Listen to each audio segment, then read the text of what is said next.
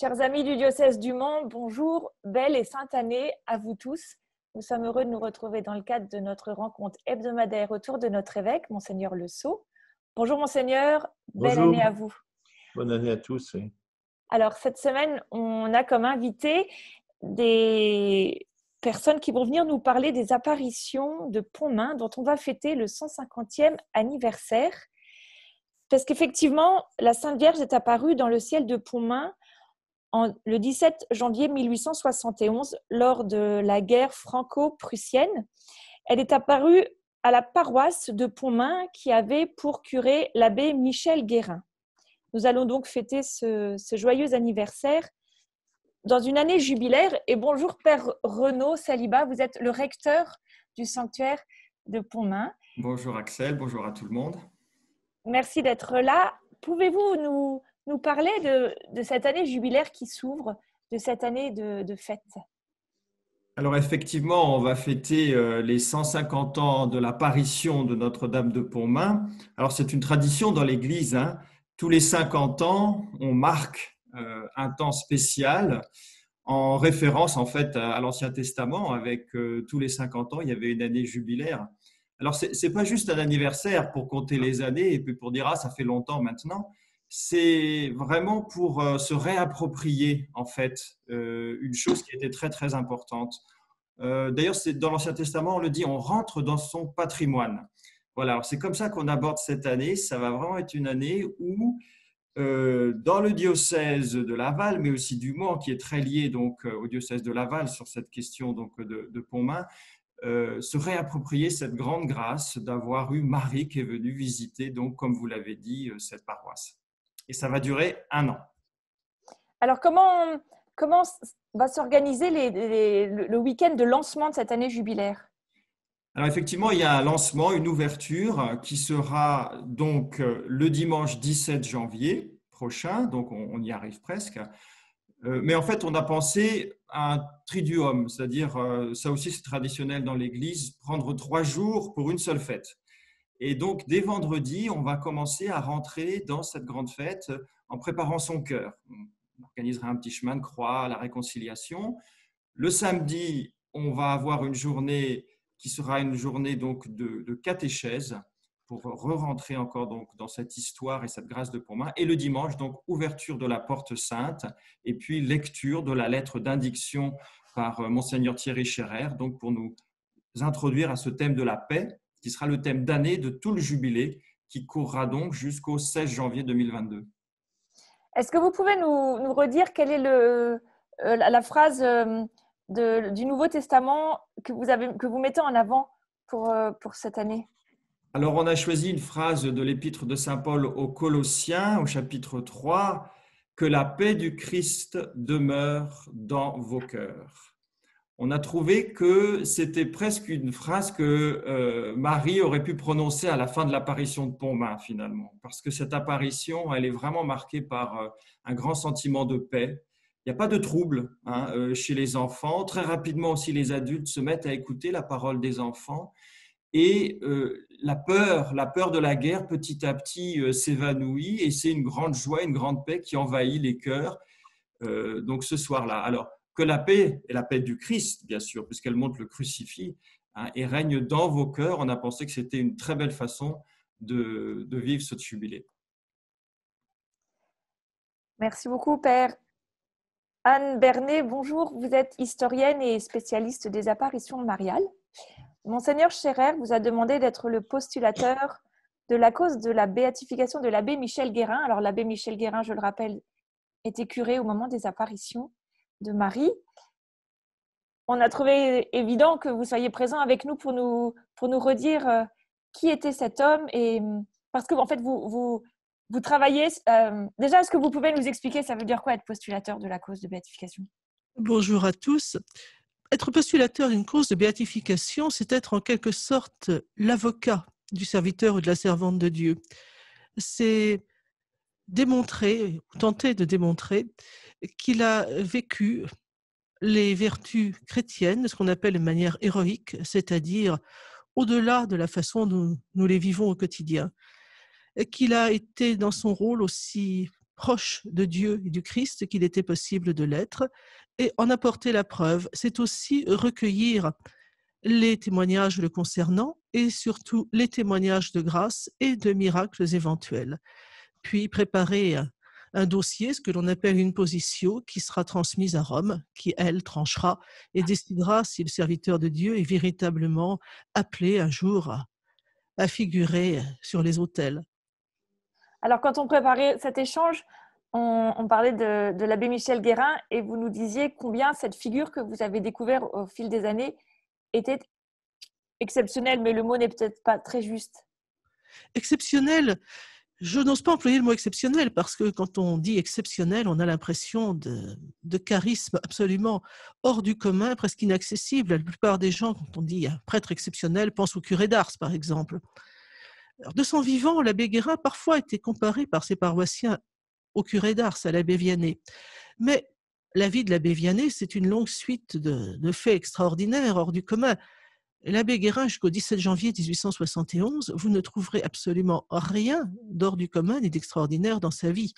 Ce qui est extraordinaire, c'est qu'il a vécu sa vie de prêtre de campagne, dans un village perdu qui ne comptait pas 600 âmes à l'époque, dans la pauvreté, la solitude, une sorte d'abandon. Il a vécu tout cela avec une foi extraordinaire. Il a rechristianisé cette paroisse qui avait considérablement souffert après la Révolution de n'avoir plus de prêtres.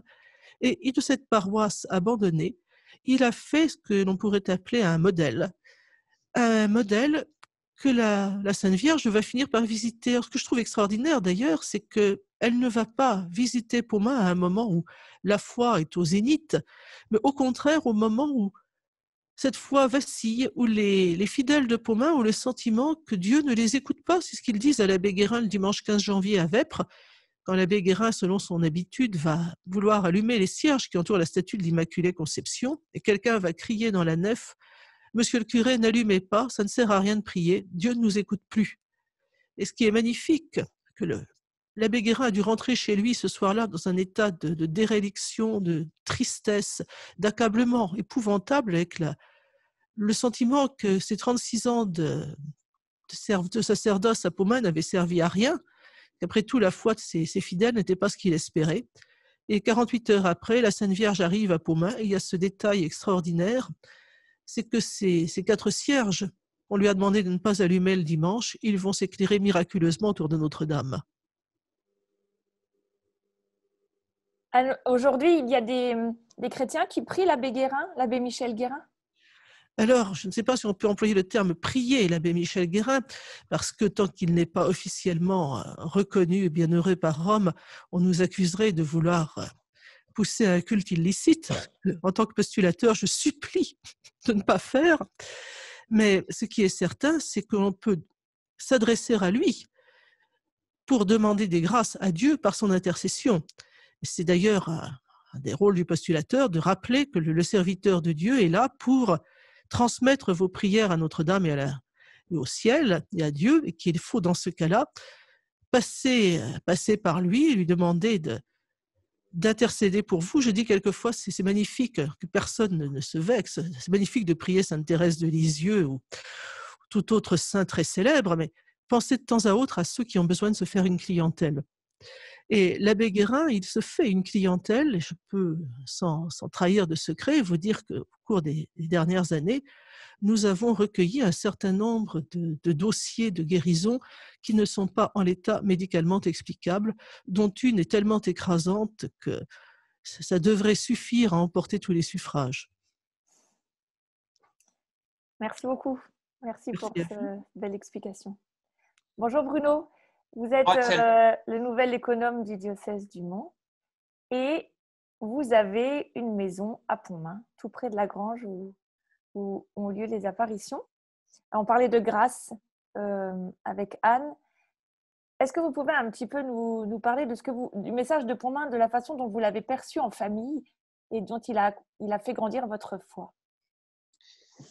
Alors, d'abord, effectivement, ce qui compte pour nous, plus que d'avoir une maison à Pontmain encore aujourd'hui, c'est peut-être la grâce d'avoir été pendant quelques années paroissien de Pontmain. Et en entendant le père Saliba et Anne, c'est peut-être ça qui me venait en tête.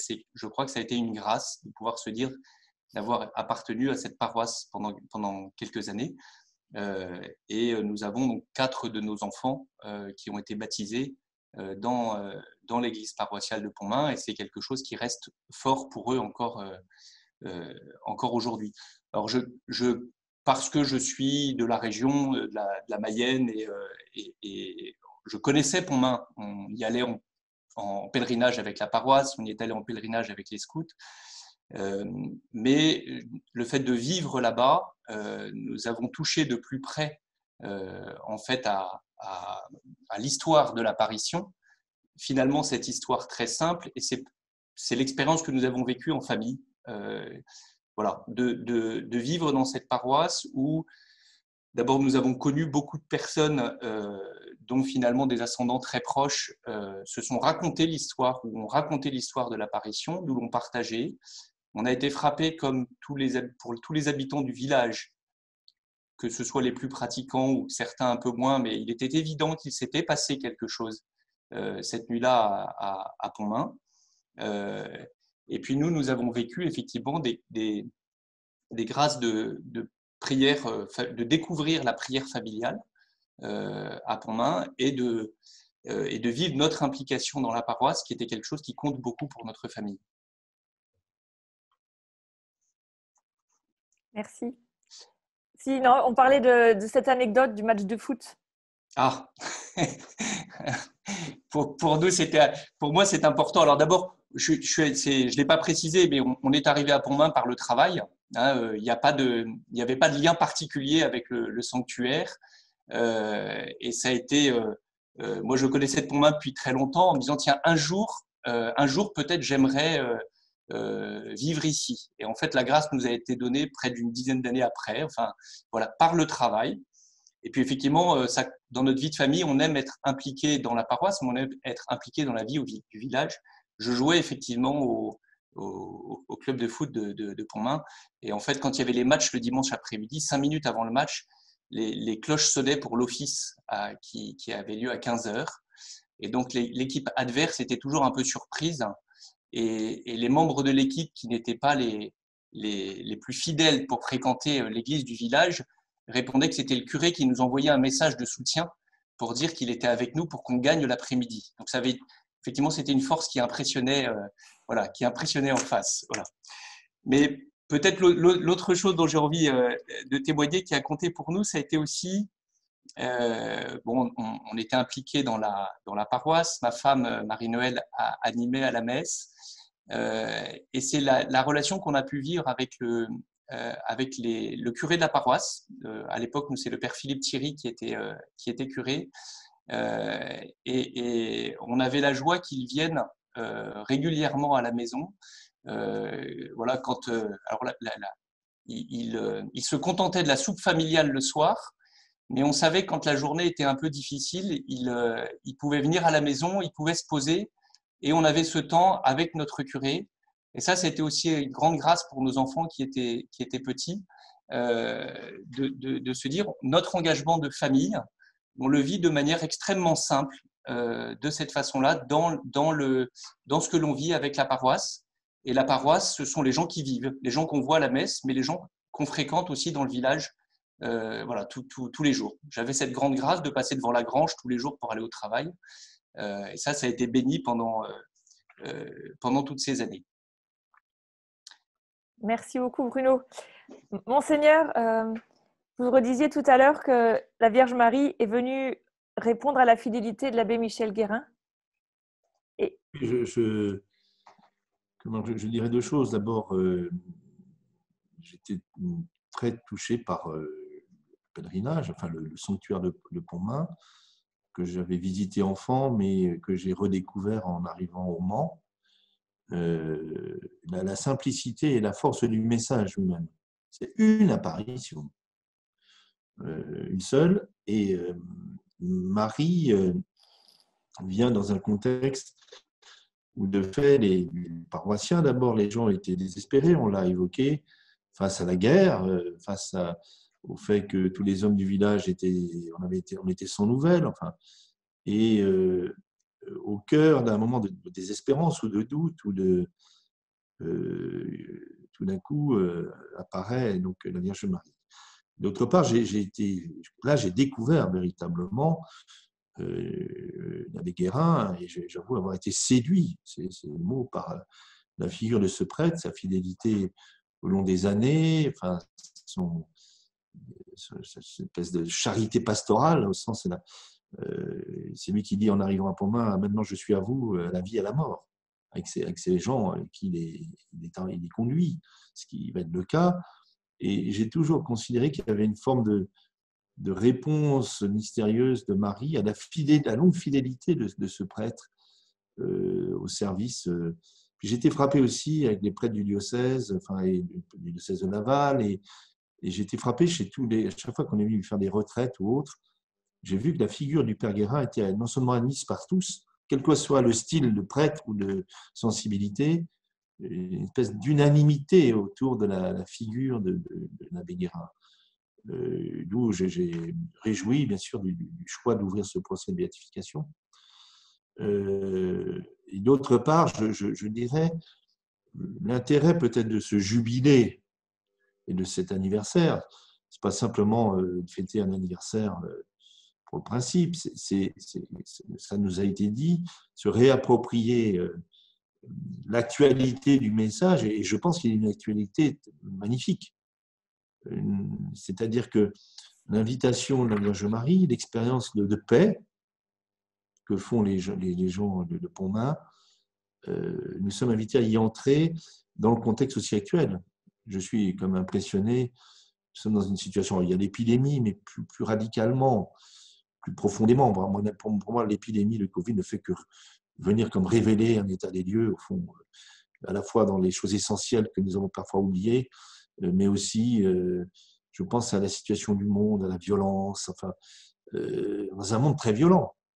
La question de la paix est d'une actualité incroyable. Et beaucoup de nos contemporains, de nos concitoyens, vous le savez, ne voient plus l'avenir, au fond. Certains pensent qu'il n'y a plus d'avenir. Alors c'est vrai du point de vue économique, la situation mondiale, ou du coup, les questions du sens des choses. Et je pense que tout d'un coup, l'expérience vécue par Michel Guérin, la présence de la Vierge Marie, ce message, mais priez mes enfants, mon fils se laisse toucher en peu de temps, il nous faut le réentendre, se réapproprier pour notre époque même. Et je pense que cette année, nous avons sans doute à faire ce qu'ont fait les gens du village à la demande de la Vierge Marie, mais prier, parce que Dieu est maître du temps et de l'histoire. Et c'est vrai pour toute époque, c'est vrai pour la nôtre. C'est aussi croire que, vous savez, je pense à la parole de l'Écriture, un pauvre a crié, le Seigneur entend. C'est au fond une manière de se reconnaître pauvre et démuni à bien des égards, tant dans nos vies personnelles que dans la vie sociétale, et de se remettre à genoux, si je puis dire, à la suite de la Vierge Marie, avec elle, et un message d'une actualité pertinente et bienvenue. Donc, moi, je ne peux qu'inviter les uns les autres à se réapproprier le message, à venir à Pontmain pendant l'année et aller regarder le visage et la vie de l'abbé Guérin, et puis au fond à se mettre dans l'attitude qui a été celle des villageois le 17 janvier à partir de 18h,